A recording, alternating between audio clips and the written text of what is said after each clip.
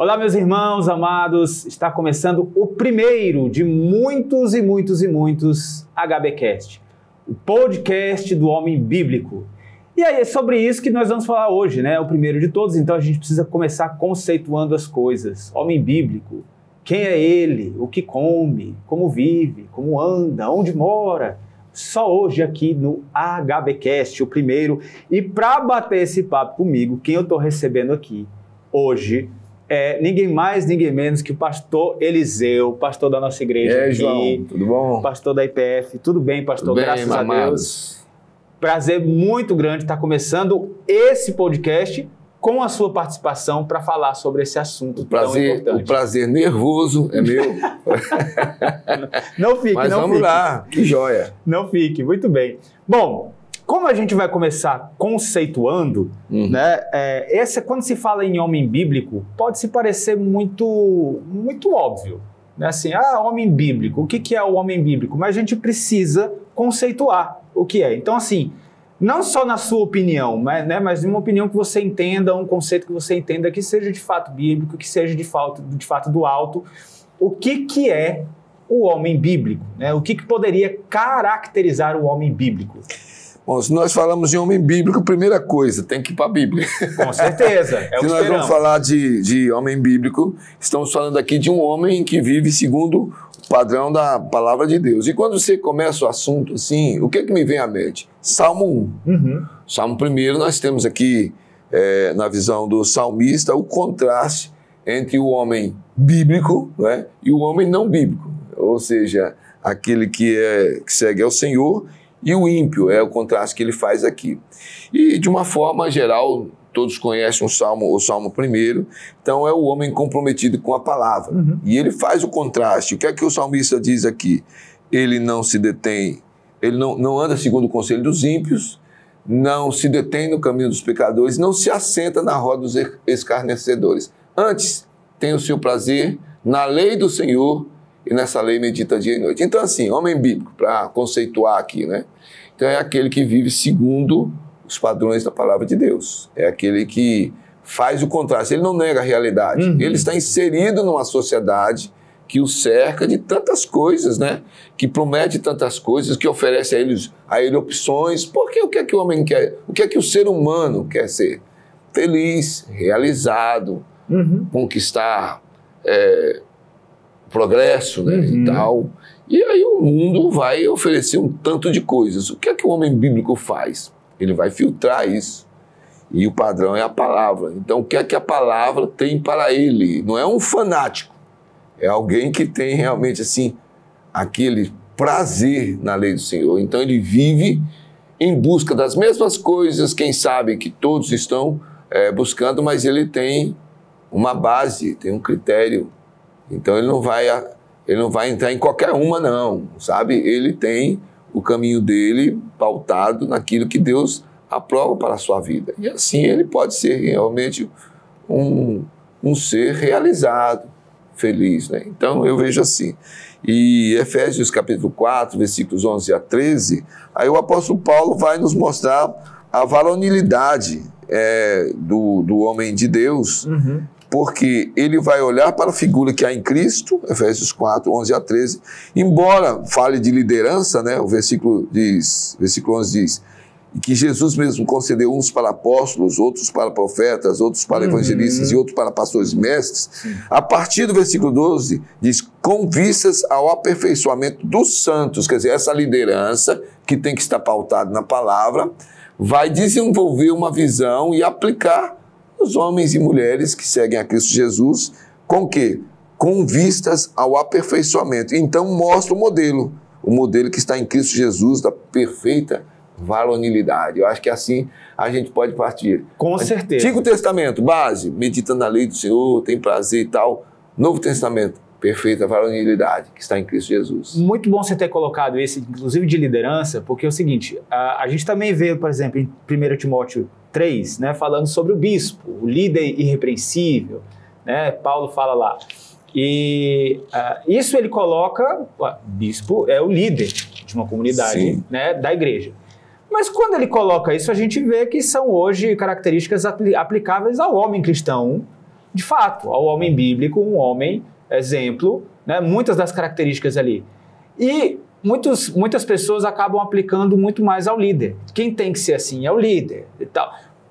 A questão é, como que por que ainda é difícil dissociar todas essas características do líder e aplicar aos homens em geral, né? Por exemplo, o homem de uma mulher só, não entregue ao vinho, todas essas características. Por que ainda as pessoas colocam e falam, não, eu não sou pastor, eu não sou bispo, eu não sou presbítero, né? Eu não sou presbítero. Porque bispo, a palavra também se aplica na tradução a presbítero, é o ancião, né? O líder espiritual. Né?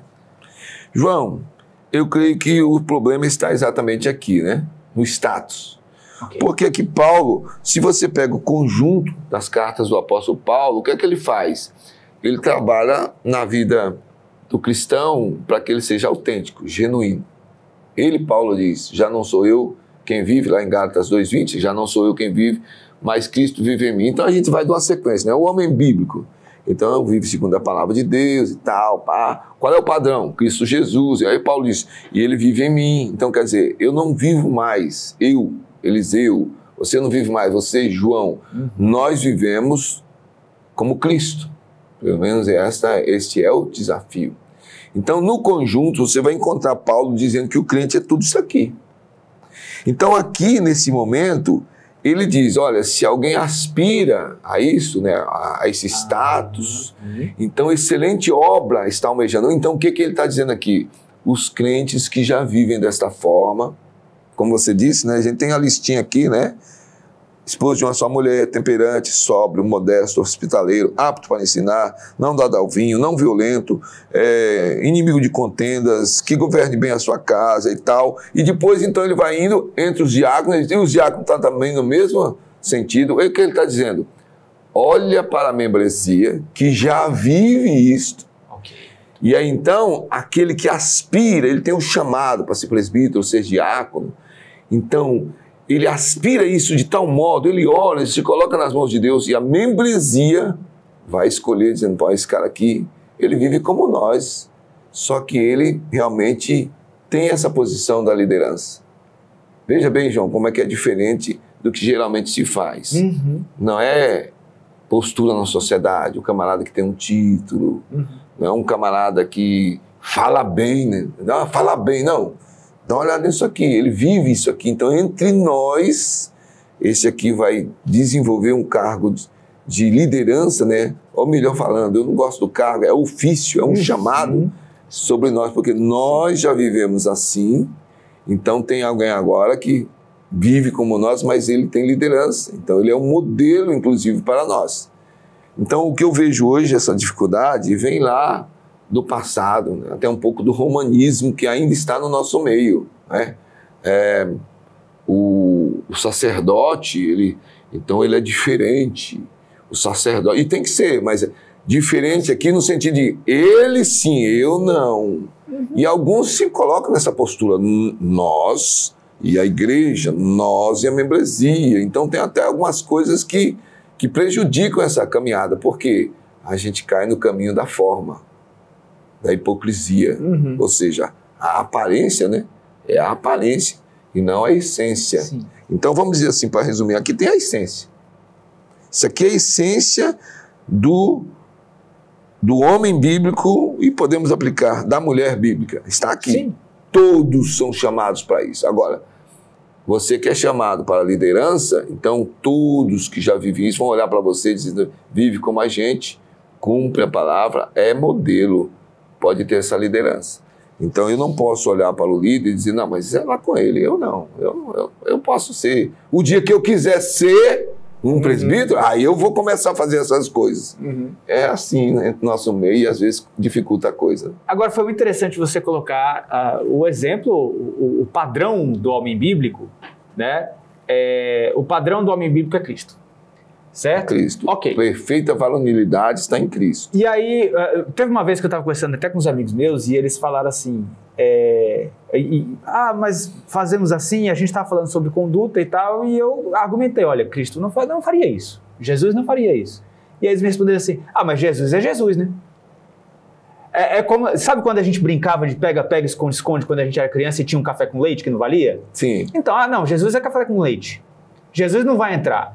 Não, Jesus é Jesus. Mas, ué, ele veio e se tornou homem como nós. Né? Então, assim, por que existe também essa dificuldade? Até saímos um pouco da pauta aqui, mas estamos desenvolvendo. Por que existe essa dificuldade tão grande de tomar Jesus como exemplo?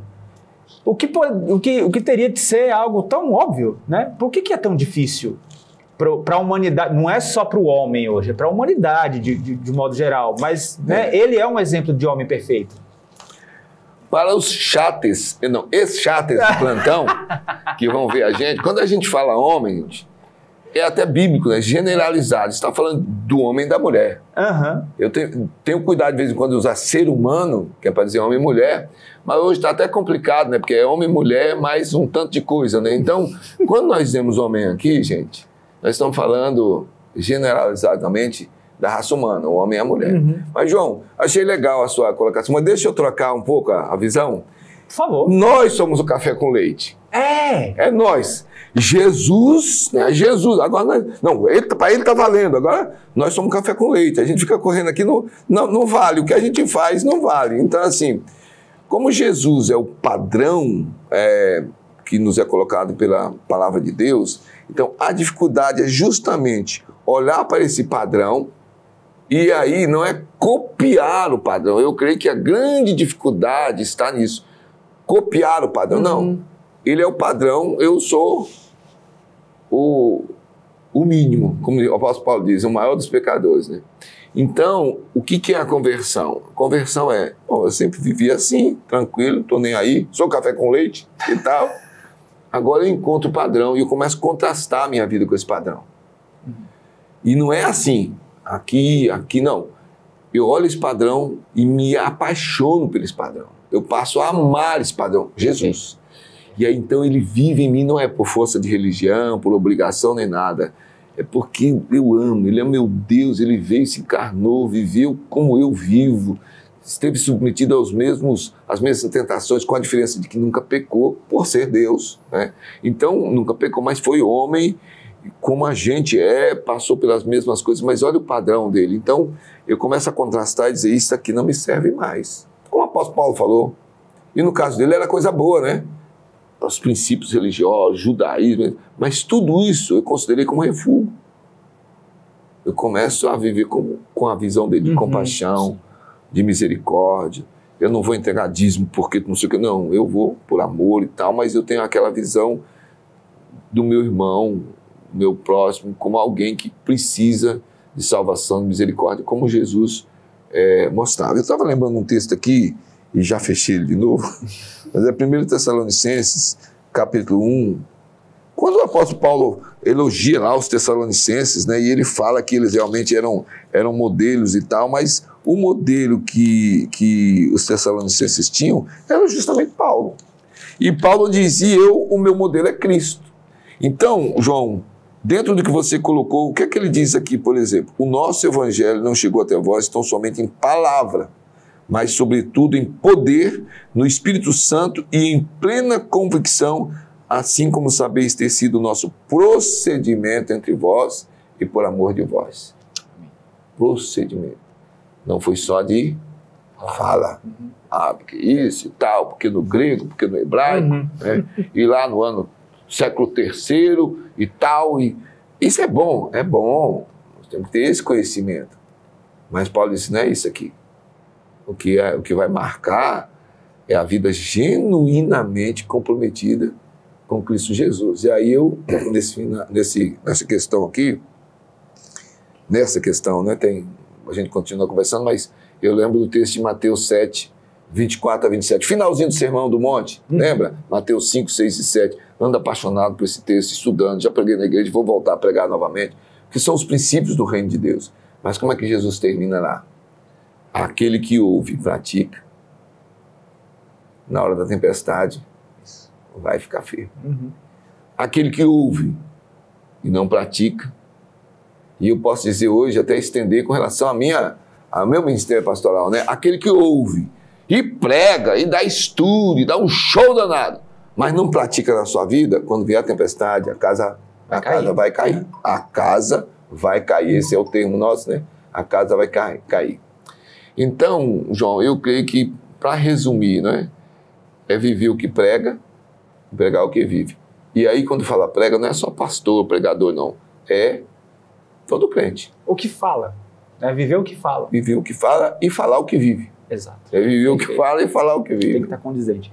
Agora, entrando mais profundamente na masculinidade bíblica, né? Que a gente está falando o homem bíblico, é o ser humano, tudo bem. Mas entrando mais profundamente na masculinidade bíblica, a gente vê que ela é cada vez mais desafiada, até mesmo por essa sociedade pós-moderna, né?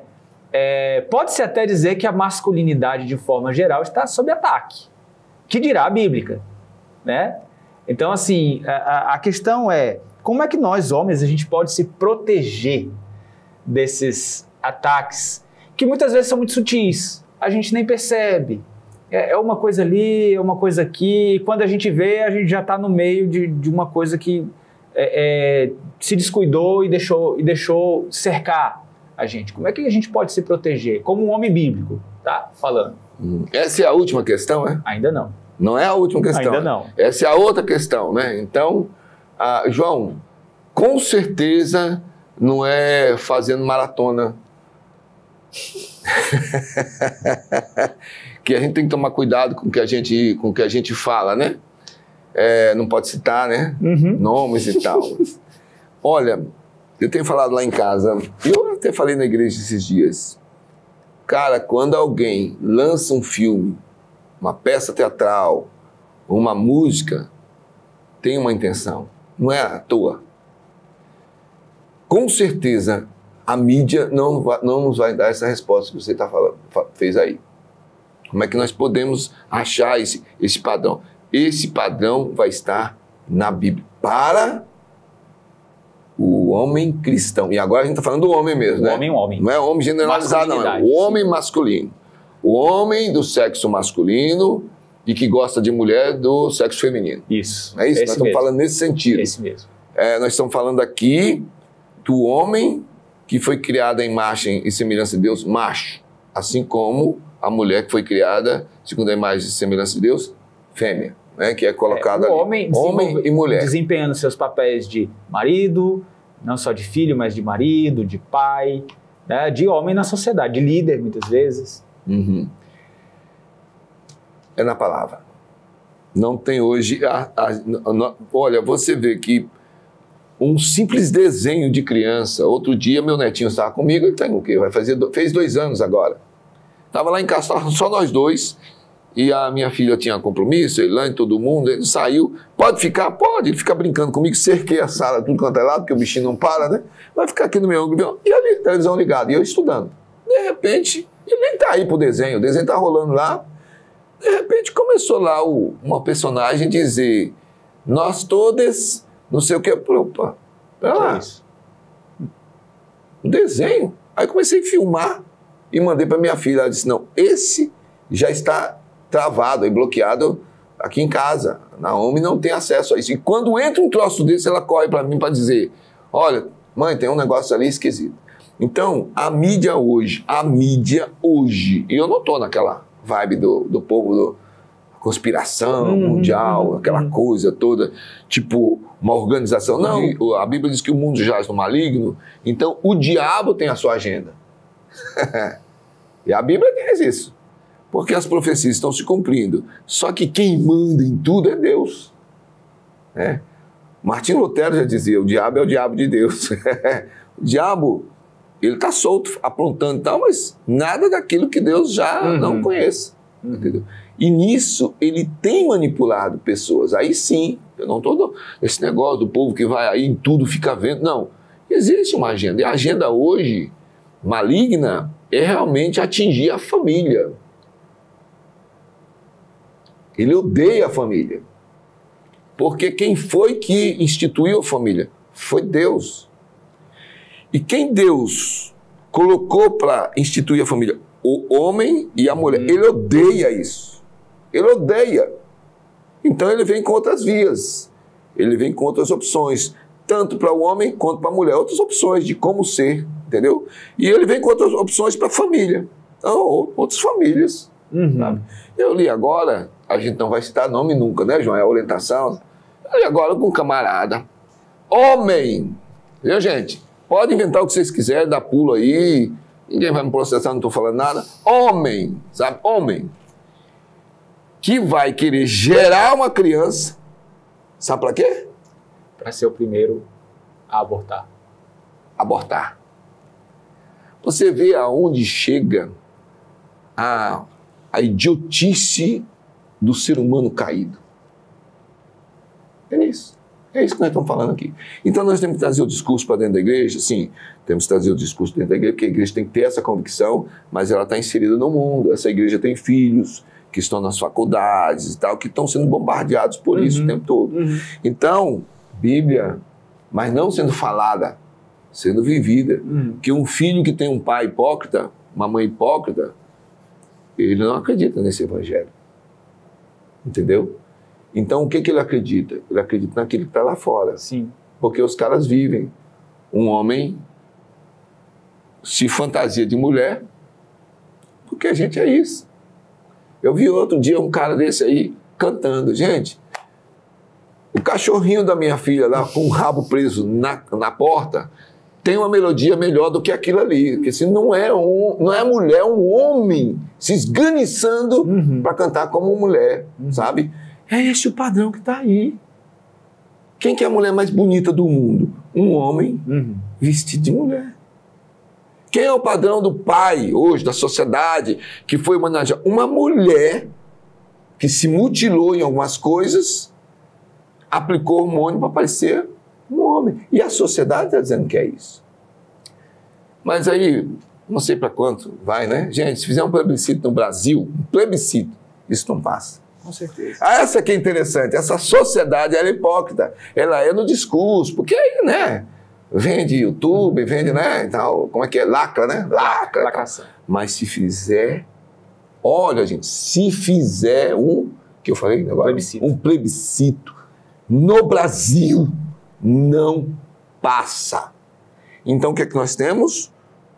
Um pouco de gente manipulada pelo diabo, produzindo um tanto de coisa. E aí é que o homem e a mulher bíblica tem que ter a convicção para viver o evangelho. Perfeito. Muito forte. Estamos nos encaminhando para o final agora, nos aproximando do final. E tem uma pergunta aqui que eu creio que ela seja muito interessante para a gente começar a fechar isso aqui.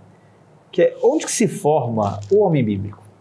Ele se forma na igreja, ele se forma em casa, ele se forma na sociedade. Onde? Talvez nesses 3 lugares, não sei. Tem um discursinho aí que está sendo sempre ventilado, assim, que não se pode, por exemplo, definir o sexo do ser que nasce, porque até hoje, até outro dia, esse ser ou era menino ou era menina, porque a sociedade dizia que ele era. Não é o que está não é naquilo que Deus pôs, não. O que é? Não sei, vamos esperar, né, porque vamos colocar um monte de informação nova para esse ser, e mais tarde esse ser vai dizer o que ele vai ser. Então, enquanto a coisa estava nesse ser homem ou mulher, ainda vai. Mas agora já tem discurso, se ele quiser dizer que ele é um papagaio, vai ser um papagaio. É um papagaio. Então, perigoso, João. Então, essa palavra, essa última questão que você disse é fundamental para nós, os crentes. Olha, para quem nasce num lar evangélico, onde é que se forma o caráter do homem bíblico, da mulher bíblica? No lar. Cujo sacerdote é o pai e cuja mulher, a mãe, né, é a auxiliadora idônea. No lar. Então, o lar, ele vai estar coadunado com a igreja.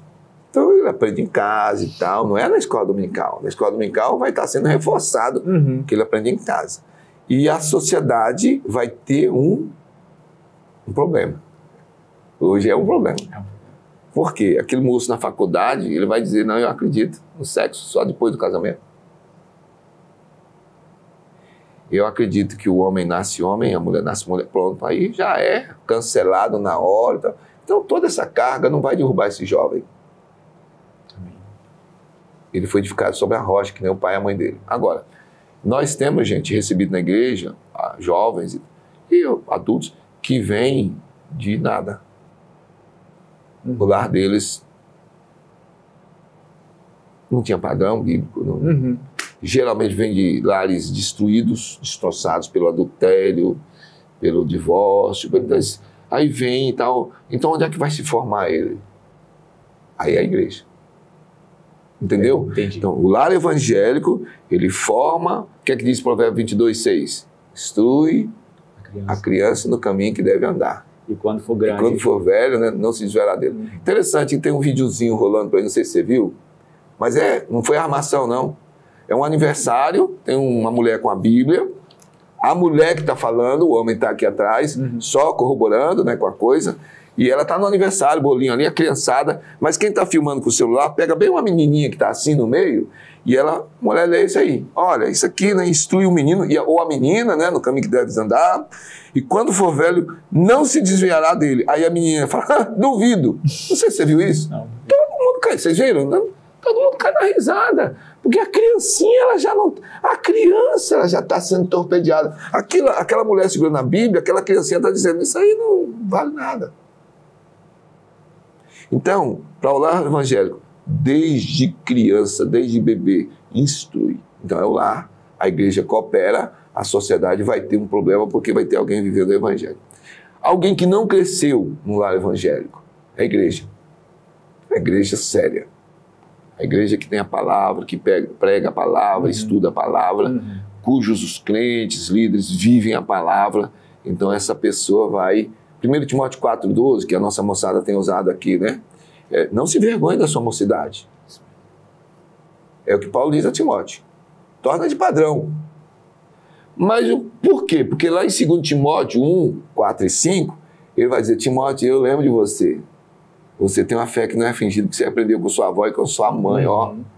Então, segundo os estudos, o pai era grego, então, até onde a gente sabe, não tem sinais de que era um convertido, mas a mãe e a avó eram, e elas viviam esse padrão. Sim. Quando Paulo conhece Timóteo, já tinha isso, né? Então, possivelmente, Timóteo tenha sido alcançado na segunda viagem missionária, parece, ou na primeira de Paulo. Paulo já tinha estado na região fazendo trabalho, houve a conversão da avó, da mãe e do filho. Então, ele diz, Timóteo, você aprendeu na sua casa. No entanto, Paulo é o apóstolo aos gentios, ele vai fazer a evangelização de gente que vem do paganismo, do judaísmo, né, do legalismo do judaísmo, da idolatria e de toda a promiscuidade que tinha no paganismo, e ele vai então mostrar o caráter de Cristo Jesus. Então é a igreja, é o crente, é o pastor, é o discipulador e tal, que vai formar este homem, esta mulher segundo o coração de Deus. Isso é a minha visão a respeito de uma formação que vai brigar com a psicologia, com essa questão do caráter, da personalidade. Realmente, gente, eu não sei se aí vai ter briga, mas eu não acredito que haja uma mudança de personalidade, uma mudança de caráter, no sentido de condicionamento com ferramentas humanas. Eu acredito numa transformação, né? Porque o caráter, a personalidade intrínseca ao ser humano, caído, ele vai encontrar um modelo novo. E haverá uma transformação operada pelo Espírito Santo, não é pelo intelecto. Muito bom. Bom, chegando aqui às considerações finais, depois de toda essa conversa, pastor, se é que nós conseguimos sintetizar... Eu não sei. Vocês não me deram tempo, eu vou falando. Sim, mas se é que nós conseguimos... Não sou professor, não sou entrevistado, eu sou pastor. Se me der, que eu prego. Não digo que foi cansativo de forma nenhuma. Eu creio que tem quem está assistindo... Tomara que não, gente. Dá uma moralzinha. Porque a conversa é boa. Mas se é que nós conseguimos sintetizar algo, né... e deixar para as famílias, né, principalmente os homens que estão nos assistindo aqui, porque, né, acaba sendo nosso público, o que você poderia deixar de mensagem principal sobre o ser homem bíblico, né, para os homens que estão nos assistindo, os homens que estão acompanhando nosso programa agora, de mais relevante hoje? Né? Ser um homem bíblico, eu vou ser repetitivo aqui, né? Sim. Que é a conclusão, né? Sim. Ser um homem bíblico, ter a visão daquele homem do Salmo 1, se apaixonar por uma mulher do Provérbios 31. Gostei. Pode trabalhar mais tarde isso. Uhum. E então, criarem a sua família e os seus filhos dentro daquela pegada que nós vamos encontrar de que os filhos devem ser obedientes em tudo aos seus pais. Essa é a estrutura da família. Então, esse homem bíblico, ele vai manter essa estrutura com muita misericórdia de Deus. Ele vai resistir a todos os ataques, a todas as opções que forem oferecidas a ele, porque vem mais coisa aí pela frente, viu? Com certeza. Vem mais coisa pela frente. É isso. Eu estou, assim, porque a gente tem que estudar, né? A gente tem que... As coisas que têm sido dito como sendo por pessoas teólogas que conhecem a Bíblia, são nojentas até. É um desses midiáticos e que muitos na igreja têm seguido.